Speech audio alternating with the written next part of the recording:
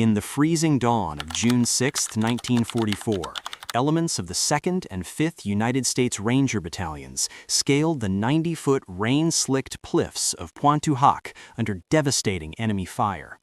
It was a suicide mission by any conventional standard, a brutal vertical assault designed to neutralize heavy coastal artillery threatening the entire Omaha Beach invasion force. Yet, these young Americans succeeded where failure seemed guaranteed. They achieved the impossible, but they wouldn't have survived without weeks of grueling, secretive training alongside their battle-hardened allies, the British Commandos. Long before the Atlantic Wall was breached, these American farm boys and city clerks had to be forged into an elite strike force capable of surviving the deadliest shores in human history. They were forced to abandon traditional infantry doctrines and adopt the ruthless, unconventional raiding tactics perfected by the British over years of bitter coastal warfare. What happened next shocked the world and forever changed the trajectory of special operations. How did two armies from opposite sides of the Atlantic learn to fight as one? In the desolate summer of 1940, the continent of Europe lay firmly under the iron grip of the Third Reich. The British Expeditionary Force had narrowly escaped total annihilation at Dunkirk, leaving behind their armor, their heavy weapons, and their foothold on the mainland. Great Britain stood entirely isolated behind the English Channel, staring into the abyss of a seemingly inevitable invasion. It was in this atmosphere of profound desperation that Prime Minister Winston Churchill issued a directive that would fundamentally alter the geometry of modern warfare. He demanded the creation of a specialized, highly mobile strike force. They were to be troops of the Hunter class, ordered to, in Churchill's own ruthless words, develop a reign of terror down the enemy coast. They were named the Commandos.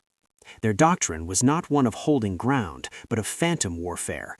Strike with devastating violence in the dead of night, inflict maximum casualties, sabotage critical infrastructure, and vanish into the freezing Atlantic surf before the German war machine could adequately respond. Over the following 2 years, these fiercely independent British units carved out a bloody laboratory of special operations. Through daring raids at the Lofoten Islands, the docks of Saint-Nazaire, and the snowy crags at Vogso, the Commandos wrote the foundational textbook on amphibious shock assaults. They learned, paying heavily in blood, that breaching a fortified, hostile coastline required physical conditioning that bordered on the superhuman. It demanded a mastery of explosives, silent killing techniques, cliff scaling, and small unit autonomy that conventional infantry battalions simply could not comprehend. The British mastered the art of the swift, devastating coastal intrusion. Yet, across the Atlantic, a sleeping giant was awakening, possessing boundless industrial might and manpower, but utterly devoid of the specialized, murderous expertise. When the United States was violently thrust into the global conflict following the devastation at Pearl Harbor in December 1941, the massive American military apparatus faced a grim reality. The United States Army was swelling by the millions, yet it was overwhelmingly green, untested, and structured for massive conventional land battles. The High Command possessed absolutely no equivalent to the British Commandos. There was no dedicated elite infantry capable of spearheading the amphibious assaults that would be strictly necessary to rip open Fortress Europe. American military planners understood that before millions of GIs could pour across the beaches of France, they needed a vanguard. They needed hardened pathfinders who could obliterate coastal batteries, sever communication lines, and hold vital choke points against overwhelming armored counterattacks. The glaring deficiency in American tactical capability kept top brass awake in the corridors of the War Department. The catalyst for change arrived in the form of Major General Lucian Truscott, the newly appointed American liaison to the British Combined Operations Headquarters in London. Truscott was a cavalryman, tough and perceptive, who spent the spring of 1942 meticulously studying Lord Louis Mountbatten's commando operations. He observed their relentless training regimens and analyzed their meticulously planned strike missions. Truscott quickly realized that the United States military desperately needed to replicate this capability if they were ever to successfully pry open Hitler's Atlantic Wall. In May of 1942, Truscott submitted an urgent proposal to General George C. Marshall outlining the immediate creation of an American commando-style unit. To honor the legendary colonial-era frontiersmen of the French and Indian War and to maintain a distinct American identity separate from their British counterparts, Truscott suggested they be called Rangers. General Marshall swiftly approved the concept, officially authorizing the activation of the 1st Ranger Battalion. Thousands of volunteers from the U.S. 34th and 1st Armored Divisions stationed in Northern Ireland stepped forward, answering a cryptic call for a highly hazardous, unspecified mission. They were farm boys from Iowa, steel workers from Pennsylvania, and mechanics from Brooklyn, physically fit but entirely uninitiated in the dark arts of coastal raiding. The American command had the men, and they possessed the unyielding will to fight, but they lacked the instructional cadre, the specialized facilities, and the operational doctrine to mold these volunteers into an elite strike force. The solution was as pragmatic as it was historically unprecedented. The United States military would hand over its finest hand-picked volunteers to a foreign power. The Americans were sent north into the forbidding, rain-swept highlands of Scotland to be broken down and rebuilt by the undisputed masters of the coastal raid. As the steam trains hissed to a halted stop at the remote Speen Bridge railway station, the American volunteers stepped off into the freezing, horizontal rain that seemed to penetrate straight to the bone. They had arrived at the doorstep of Achnacarry Castle, the ancestral stone fortress of the Clan Cameron, nestled deep within the forbidding, mist-shrouded Scottish Highlands. This sprawling, desolate estate had been entirely requisitioned by the British War Office to serve as the Commando Basic Training Center. It was an environment deliberately chosen for its relentless hostility. The jagged peaks, the bottomless freezing lochs, and the treacherous peat bogs perfectly mirrored the unforgiving terrain of the Norwegian fjords and the jagged, heavily fortified cliffs of the French coast. To the uninitiated American soldier shivering on the dark platform, it looked like the desolate edge of the world. To the battle-hardened British instructors waiting for them in the gloom, it was the perfect, isolated laboratory to strip away the soft delusions of peacetime and forge living weapons of flesh and blood. At the helm of this unprecedented American experiment stood Major William Orlando Darby. A rugged, highly charismatic West Point graduate and former artillery officer, Darby possessed a ferocious inner drive and a demanding command presence that immediately commanded absolute respect from his men. Darby had personally vetted these volunteers, rigorously interviewing thousands of conventional soldiers to find the few hundred who possessed the necessary blend of sheer physical stamina, high intelligence, and ruthless aggression. He understood acutely that the men of his newly formed 1st Ranger Battalion were about to be subjected to a physical and psychological crucible unlike anything in American military history. Waiting to receive them at Achnacarry was the formidable commandant of the training center, Lieutenant Colonel Charles Vaughan. A veteran of the bloody trenches of the First World War and the pioneering commando raids of 1940, Vaughan was a towering, immaculately dressed figure who radiated an aura of absolute, uncompromising authority. Vaughan made it immediately abundantly clear to Darby and his men that nationality meant absolutely nothing within the iron gates of his camp. There would be no transatlantic concessions made for the Americans. They would meet the grueling British standard, or they would be sent back to their regular infantry units in absolute disgrace. The reality of Achnacarry was an immediate visceral shock to the American volunteers. There were no heated barracks, no warm meals, and no gentle periods of acclimatization. The Rangers were housed in drafty, rain-soaked Nissen huts or canvas tents pitched directly in the suffocating Highland mud. The curriculum was designed entirely around the concept of combat realism, a harsh philosophy that fundamentally contradicted the cautious, strictly safety-oriented training protocols of the standard United States Army in 1942. The British instructors, men who had already bled on the beaches of occupied Europe, utilized live ammunition exclusively. They fired Bren machine guns inches above the heads of crawling soldiers and detonated real explosives with terrifying proximity to simulate the paralyzing concussive shock of enemy artillery. The Rangers were violently introduced to the infamous Commando Speed March, grueling 15-mile forced runs over mountainous terrain carrying full combat gear and weapons to be completed in impossibly tight time frames. They were forced to cross the River Arkaig on the Death Ride, a single, terrifyingly high toggle rope suspended over freezing, raging waters where a single slip meant plunging into the icy depths below. The overarching goal was not merely to teach tactics, but to brutally inoculate the human nervous system against the paralyzing terror of a chaotic, three-dimensional battlefield. This unprecedented integration marked a pivotal moment in Allied military strategy. For the first time, a specialized American combat unit was being entirely submerged within the operational culture of a foreign power. Darby's Rangers were expected to absorb years of painfully acquired British raiding knowledge in a matter of mere weeks. The stakes could not have been higher. The War Department was watching closely, and the looming reality of a cross-channel invasion meant that these men would soon be called upon to spearhead the liberation of a continent. But forging a cohesive, lethal strike force from two distinct military cultures would not be a simple matter of shared language or common enemies.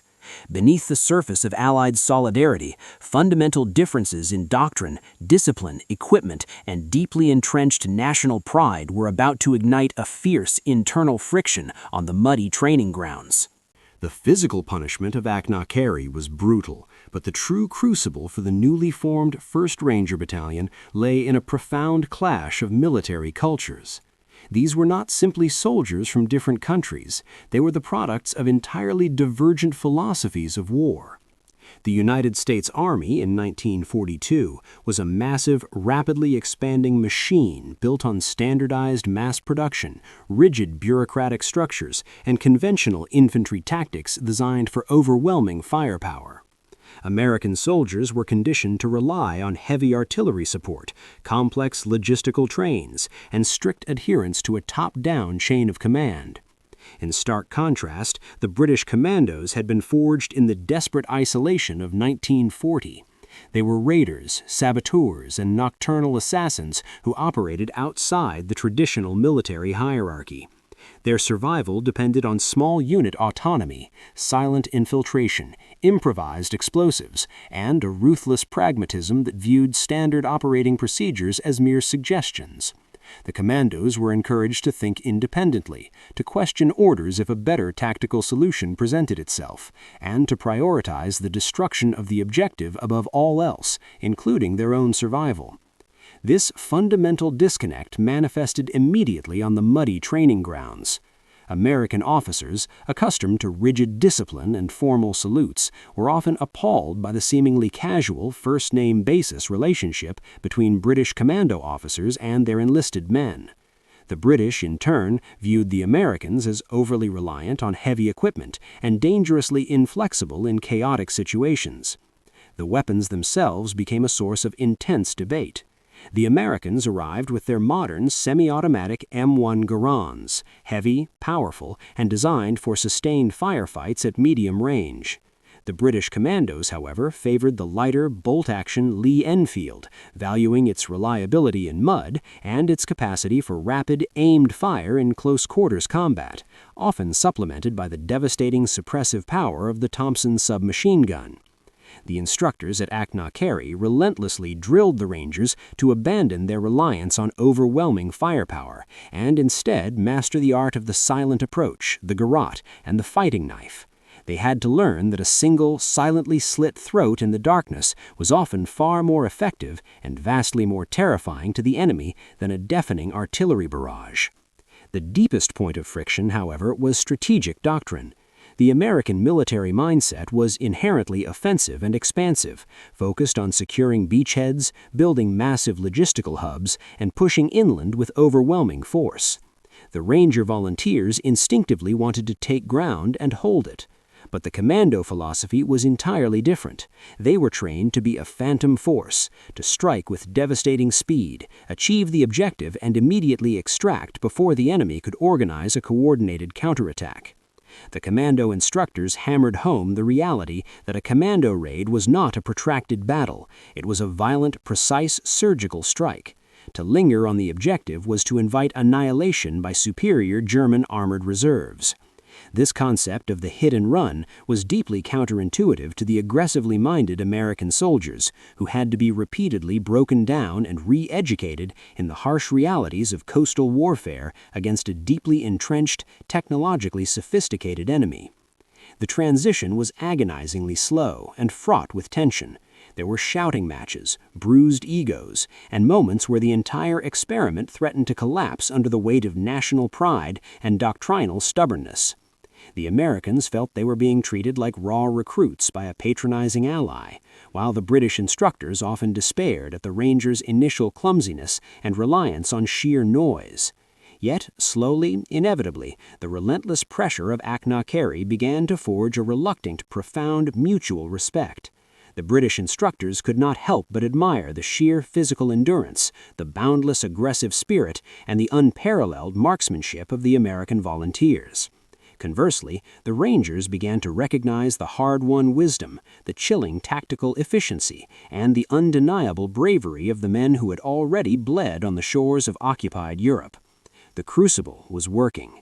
The rigid American infantryman was being systematically dismantled, and in his place, a lethal, adaptable, and highly specialized shock troop was beginning to emerge from the Highland mud.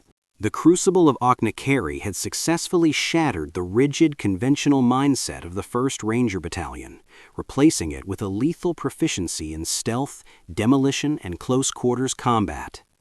But mastering these dark arts in the desolate Scottish Highlands was merely the theoretical phase of their grim education. The true test of this unprecedented Allied experiment would only be validated in the unforgiving chaos of actual combat. In late 1942, the strategic demands of the war dictated a massive amphibious invasion of North Africa, codenamed Operation Torch. It was to be the largest seaborne invasion in history up to that point, a staggeringly complex undertaking designed to pry the Axis forces from the Mediterranean. And at the absolute tip of the spear, the very vanguard of the American assault, were the newly minted Rangers, tasked with a mission so critical that the success of the entire landing hinged upon their violent precision. On the pitch-black morning of November 8, 1942, the Rangers embarked on their baptism of fire. Their objective was the strategic port city of Arzew, Algeria. Two massive, heavily fortified coastal artillery batteries, one perched high on a dominating hill overlooking the harbor, the other dug deep into a rocky promontory, threatened to annihilate the vulnerable American troop transports before they could even reach the shoreline. The conventional military doctrine of the era would have demanded a prolonged, deafening pre-invasion naval bombardment, a tactic that would undoubtedly alert the defending forces and eliminate any element of surprise. But the Rangers were no longer conventional soldiers. Drawing directly upon the ruthless, silent infiltration techniques hammered into them by the British Commandos at Achnacarry, they executed a daring nocturnal amphibious assault. Splitting his small, highly mobile force into two specialized assault elements, Major Darby demonstrated a masterful grasp of commando tactics. The first element executed a silent, grueling climb up the steep rocky slopes behind the town, entirely bypassing the primary coastal defenses. They infiltrated the perimeter of the upper battery with terrifying speed and absolute silence, utilizing the combat knives and garrots they had mastered in Scotland. The defenders, expecting an attack from the sea, were caught entirely off guard by the vicious assault from their rear. Simultaneously, the 2nd Ranger element struck the lower battery, utilizing precise, focused violence to overwhelm the garrison before they could effectively train their massive guns on the approaching American invasion fleet. Within a matter of hours, the Rangers had neutralized the primary threats to the Arzew landings, suffering minimal casualties while inflicting devastating surgical strikes that paralyzed the local command structure. The stunning success at Arzew was an immediate, electrifying validation of the grueling British training regimen. The Rangers had proven that highly trained, lightly equipped shock troops could dismantle heavily fortified positions with a precision and speed impossible for conventional infantry. The operation sent shockwaves through the Allied command structure, definitively proving the immense strategic value of specialized amphibious raiding forces. The Axis Command, previously dismissive of American tactical finesse, was abruptly forced to reevaluate the lethality of this new breed of soldier. The lessons learned in the mud of Achnacarry had been paid for in sweat and validated in blood. The Rangers had emerged not merely as capable soldiers, but as an elite fraternity, entirely distinct from the rest of the American military apparatus and inextricably linked to their British mentors. But the triumph in North Africa was merely a prelude. A far darker, infinitely more perilous shoreline awaited them in the years to come. To prepare for that inevitable titanic clash on the European mainland, the ad hoc military experiment born in the freezing mud of the Scottish Highlands had to evolve into a massive, heavily institutionalized transatlantic partnership. The stunning success of the 1st Ranger Battalion in North Africa and their subsequent bloody campaigns through the grinding, mountainous terrain of Italy had proven the commando concept beyond any doubt to the American High Command. But breaching the Atlantic Wall, Adolf Hitler's sprawling 3,000-mile fortress of interlocking concrete bunkers, steel tank traps, and overlapping fields of machine gun fire would require infinitely more than a single battalion of elite shock troops. Anticipating the monumental slaughter that awaited them in France, the United States military authorized the immediate activation of the 2nd and 5th Ranger Battalions. As these fresh, eager American volunteers poured into the British Isles in late 1943, they were not corralled into standard infantry holding camps. Instead, they were plunged directly into a deeply integrated, highly classified training ecosystem scattered along the rugged coasts of southern England, where battle-hardened British Commando veterans and Royal Navy specialists waited to impart the brutal calculus of amphibious survival. This new, critical phase of integration was no longer merely about testing physical endurance. It was a meticulous fusion of British operational doctrine with American industrial might and firepower. On the wind-swept, freezing beaches of Bude and the towering, sheer chalk cliffs of the Isle of Wight, Rangers and Commandos trained shoulder to shoulder, standardizing their grim, specialized trade. The Americans actively adopted the specialized tools of the British nocturnal raider. They strapped the lethally efficient Fairbairn Sykes fighting knife to their webbing, learned to silently detonate the elongated Bangalore torpedoes designed to vaporize thick webs of concertina wire, and mastered the use of toggle ropes for rapid cliff descent. Perhaps the most critical technological adaptation was in the realm of transport. The Rangers completely abandoned the bulky, heavily armored, and painfully loud American landing craft in favor of the British LCA, the Landing Craft Assault. These lightly armored, shallow-draft vessels, crewed entirely by highly skilled Royal Navy personnel, were specifically designed to slip silently over treacherous, uncharted shoals in the dead of night.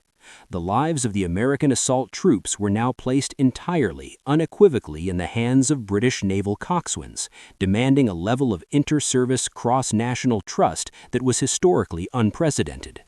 Beneath this highly visible layer of physical and tactical integration lay an even more secretive foundation of Allied collaboration, the invisible, high-stakes war of intelligence.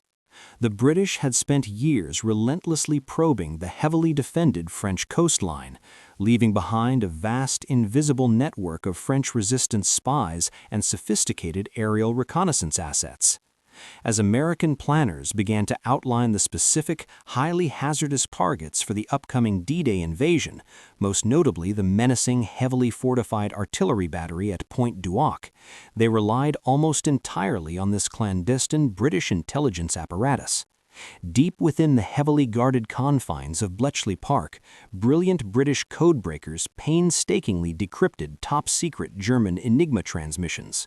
They intercepted vital, highly classified logistical reports detailing the exact reinforcement schedules, troop rotations, and concrete pours of the Atlantic Wall. This invaluable ultra-intelligence was then seamlessly, and under the strictest seal of secrecy, fed directly to the United States Navy and the highest echelons of Ranger Command. To perfectly map the treacherous, heavily mined sea approaches to these specific French cliffs, the British deployed their combined operations pilotage parties, entirely unknown to the broader public.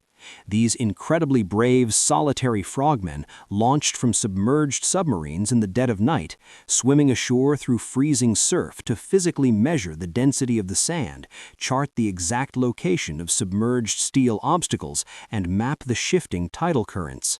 They gathered this priceless life-or-death data right under the noses of German sentries, bringing it back to the American assault planners. Armed with this meticulously gathered British intelligence, the Rangers utilized captured terrain in southern England to construct full-scale, exact physical replicas of the German coastal batteries they were slated to destroy. Day after day, week after week, under the watchful, ruthlessly critical eyes of their British commando instructors, the Americans assaulted these mock-ups using live ammunition. They relentlessly rehearsed every single terrifying minute of the impending invasion, mapping out lethal blind spots, timing their rocket-propelled rope ascents to the very second, and memorizing the artificial terrain until they could navigate the complex enemy trench systems completely blindfolded. As the agonizingly brief hours of darkness bled into the stormy morning of June 6, 1944, the ultimate validation of the Anglo-American commando experiment was set into terrifying motion. Task Force O, carrying the men of the 2nd and 5th Ranger Battalions, plunged into the violently churning waters of the English Channel. Their objective was Pointe du Hoc, a jagged 90-foot limestone promontory jutting aggressively into the sea, heavily fortified by the German army and reportedly housing a battery of 155mm coastal guns capable of raining high explosive devastation down upon the entire Omaha and Utah beachheads. To neutralize this existential threat to the invasion, the American Rangers were entirely dependent on the specialized British vessels they had trained with for months. Lowered into the freezing 10-foot swells from larger transport ships, the Rangers were packed into lightly armored British LCAs, their lives completely entrusted to the young Royal Navy coxswains gripping the helms. The crossing was a nightmare of violent seasickness and freezing spray, with the heavily laden assault craft groaning under the immense strain of the Channel storm. Several craft foundered immediately, plunging men and vital equipment into the black depths, a grim testament to the absolute margins of amphibious warfare. The meticulously synchronized Allied invasion timetable began to unravel almost immediately as the small Ranger flotilla fought its way toward the French coast. A combination of dense sea mist, towering waves, and an unexpectedly ferocious eastward tidal current pushed the lead navigation craft dangerously off course. As the jagged coastline finally materialized through the gloom, Lieutenant Colonel James Rudder, the commander of the 2nd Ranger Battalion, realized with a sickening jolt that they were not heading for Pointe du Hoc, but rather Pointe de la Percée, nearly 3 miles to the east. It was a catastrophic navigational error that threatened to doom the entire operation. Rudder immediately ordered his British naval coxswain to correct the heading. Without a moment of hesitation, the Royal Navy sailor wrenched the wheel hard over, turning the slow, lumbering LCA and the rest of the flotilla parallel to the heavily defended coastline. This desperate maneuver corrected their course, but it exacted a terrifying toll. It forced the entire Ranger formation to run a grueling 3-mile gauntlet directly beneath the guns of the awakened German Atlantic Wall. For over 30 agonizing minutes, the fragile British assault craft chugged agonizingly slowly against the roaring current, stripped of any element of surprise. The defending troops of the German 352nd Infantry Division, having survived the preceding Allied naval bombardment, rushed back to their reinforced concrete firing pits and cliff-edge trenches. They poured a devastating interlocking torrent of machine gun fire, mortars, and light artillery down upon the exposed American flotilla. The water around the LCAs boiled with explosions, ripping through the thin wooden hulls and scattering lethal splinters. Yet the intensive cross-service integration forged on the beaches of Cornwall held firm in the face of this overwhelming violence. The young British coxswains, ignoring the chaotic slaughter erupting around them, unflinchingly held their course, maintaining the precise speed and spacing required for the complex beaching maneuver. Inside the blood-slicked landing craft, the American Rangers, drawing upon the psychological armor forged at Achnacarry, methodically checked their specialized gear, primed their weapons, and prepared the rocket-propelled grapnels that represented their only hope of ascending the impending cliffs. At precisely 0710 hours, 40 agonizing minutes behind schedule, the surviving LCAs slammed violently onto the narrow, rocky shingle beach at the base of Pointe du Hoc. The Rangers instantly poured out into a maelstrom of plunging fire, finding the beach a chaotic nightmare of massive craters blasted out by the earlier naval bombardment. The delay had cost them dearly. The German defenders were fully alert and actively pouring fire down from the very lip of the precipice. The specialized cliff-scaling technology, the rocket-propelled grapnels adapted and refined with British engineers, was immediately deployed. However, the heavy seas had waterlogged the thick climbing ropes, doubling their weight. When the Rangers fired the rockets, many simply sputtered out and fell uselessly back to the beach, the heavy, wet ropes dragging them down. Those grapnels that did manage to bite into the soft, pulverized earth at the summit provided the only lifeline. Hand over hand, slipping on the sheer, crumbly limestone, the first wave of Rangers began the impossible 90-foot vertical ascent. But directly above them, the German defenders were systematically cutting the ropes and rolling clusters of stick grenades down the cliff face, trapping the Americans in a deadly vertical crossfire. The ascent of Pointe du Hoc was not a coordinated, textbook military maneuver. It was an agonizing, disjointed scramble for survival against an entrenched and fully alerted enemy. The Rangers, stripped of the vital element of surprise by the navigational delay, found themselves clinging to wet, slippery ropes while German infantrymen poured concentrated fire down from the heavily cratered summit. Hand grenades, potato mashers, and heavy stones rained down, explicitly designed to crush skulls and sever the lifelines holding the Americans to the sheer limestone face. It was here, suspended in the lethal void between the churning English Channel and the German guns, that the brutal, hyper-realistic conditioning of Achnacarry Castle paid its ultimate dividend. The Rangers did not freeze in terror. They did not panic when the ropes beside them went slack with the weight of fallen comrades. Instead, drawing upon months of relentless live-fire drilling in the Scottish Highlands, they pushed upward with a cold, terrifying determination that profoundly shocked the defending troops of the 352nd Infantry Division. Within an astonishing 15 minutes of the first landing craft slamming onto the shingle, the vanguard of the 2nd Ranger Battalion breached the summit of the Atlantic Wall. The landscape they encountered was unrecognizable, a bizarre lunar wasteland of massive interlocking craters excavated by the preliminary Allied naval bombardment. The elaborate concrete bunker complex they had meticulously memorized from British aerial reconnaissance photographs had been pulverized into a chaotic labyrinth of shattered earth and twisted rebar. But the German defenders were far from broken. They utilized the deep craters as improbable fighting positions, initiating a vicious point-blank firefight.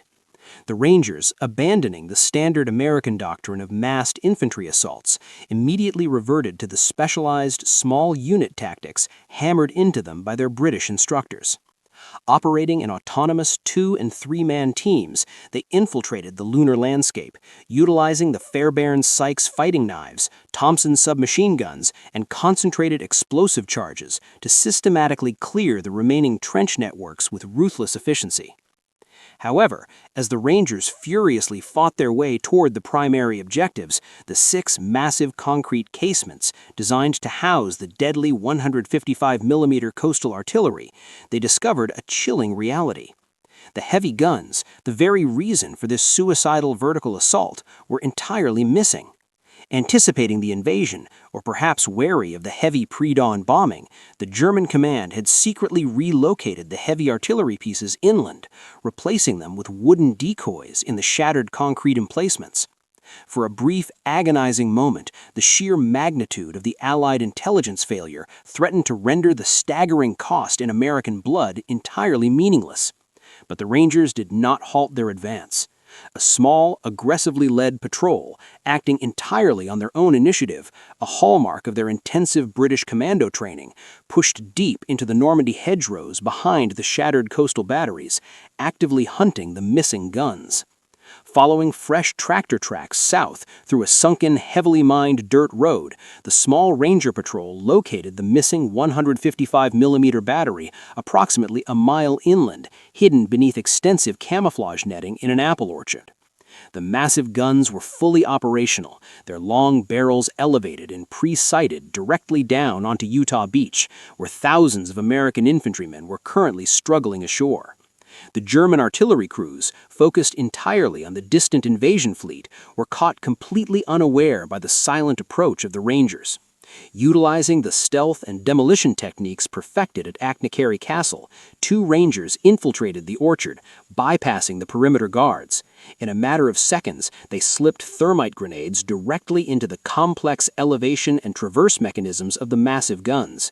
The intense, blinding heat of the incendiaries fused the intricate gears, permanently destroying the battery without firing a single shot. The primary objective of the entire Pointe du Hoc assault had been achieved not by a massive battalion attack, but by the silent, localized violence of 2 men employing the dark arts taught to them by their British allies. The silent, fiery destruction of those heavy guns deep within the Norman apple orchard fundamentally altered the grim arithmetic of June 6, 1944. Down below, on the chaotic, blood-soaked sands of Omaha and Utah beaches, the sprawling American invasion force was already fighting for its very survival against a murderous, interlocking torrent of machine gun and mortar fire. Had those 6 155mm artillery pieces been allowed to unleash their devastating high-explosive payloads onto the densely packed landing craft and completely exposed infantry, the fragile Allied beachheads could easily have been obliterated, potentially collapsing the entire European invasion in its opening hours. The survival of thousands of American soldiers that morning was directly secured by the localized, hyper-aggressive initiative of a few isolated men who had been meticulously trained to think, move, and strike like British Commandos. For 2 agonizing days following the initial assault, the heavily depleted 2nd Ranger Battalion held their cratered, desolate enclave at Pointe du Hoc against relentless, heavily armored German counterattacks. They fought in nearly complete isolation, utilizing captured enemy weapons and the brutal close-quarters survival skills hammered into them in Scotland, proving beyond doubt that the commando ethos of holding critical ground against impossible odds had been thoroughly absorbed. The bloody, desperate victory atop the cliffs of Pointe du Hoc served as the ultimate, undeniable vindication of the transatlantic military experiment conceived 2 years prior by Major General Lucian Truscott. The broader American High Command, previously rigidly skeptical of specialized raiding forces and deeply entrenched in their conventional mass infantry doctrine, was violently forced to confront a new tactical reality. The commando philosophy, characterized by extreme speed, silent infiltration, localized shock violence, and strict operational autonomy, was no longer viewed as an eccentric, uniquely British anomaly. Instead, it was systematically embraced and seamlessly integrated into the broader strategic offensive framework of the United States Army. The German High Command, which had previously dismissed American infantry as soft, inexperienced, and entirely dependent on heavy artillery, was deeply shaken by the surgical precision and sheer ferocity of the Ranger assaults. Intercepted enemy communications revealed a growing, palpable fear of these specialized American shock troops, who moved through the darkness and fought with the terrifying, unconventional ruthlessness of their British counterparts. Following the consolidation of the Normandy beachhead, the Rangers were officially cemented as the premier assault troops of the American military apparatus, tasked with spearheading the most hazardous offensives through the grinding meat grinder of the Hürtgen forest and across the heavily fortified Siegfried Line. Beyond the immediate tactical triumphs on the battlefield, this unprecedented period of integration yielded a profound technological and intelligence legacy that would dictate the course of the wider war. The seamless adoption of specialized British technology by the American forces, from the shallow draft, expertly crewed landing craft assault vessels to the concentrated Bangalore torpedoes used to shatter the Atlantic Wall, established a vital, enduring blueprint for multinational logistical cooperation. Furthermore, the absolute reliance of the American assault planners on the highly classified intelligence gathered by solitary British combined operations pilotage parties and the brilliant codebreakers at Bletchley Park shattered the traditional, deeply guarded institutional walls of national military secrecy. The Normandy invasion definitively proved that pooling top-secret reconnaissance, sharing specialized technological innovations, and actively cross-training elite personnel was not merely a diplomatic courtesy, it was the fundamental, absolute prerequisite for dismantling a technologically sophisticated, deeply entrenched adversary like the Third Reich. The distant echoes of the freezing rain at Achnacarry Castle ultimately resonated far beyond the shattered limestone coastline of northern France. The harsh lessons forged in the unforgiving Scottish mud, baptized in the deserts of North Africa, and immortalized on the cliffs of Normandy, established the immutable gold standard for Allied special operations across every theater of the Second World War. By successfully merging the boundless industrial might, vast manpower, and aggressive offensive spirit of the United States with the hard-won, ruthlessly pragmatic raiding expertise of the British Commandos, the Allies created a highly adaptable, highly lethal force multiplier.